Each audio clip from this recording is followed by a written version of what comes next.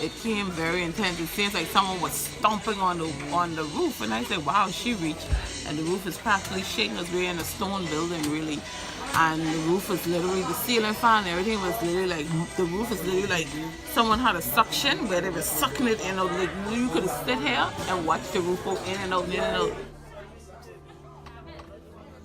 We survived by the skin of our teeth because we was in a little bunker, and that's the only thing that saved us. That's it. It's very unsafe. It's not going to be good. Next couple of days, you cross the cholera. There's various diseases that could break out if you stay here.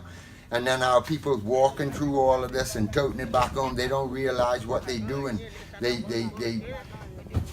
making themselves sick by staying here. I recommend that everybody evacuate this island, for sure. No one stays. For sure, America or the Queen, somebody's got to step in and get everybody off this island. You got to do something. You got to. You cannot stay here and under these conditions. You can't. It's unhealthy, right off the bat.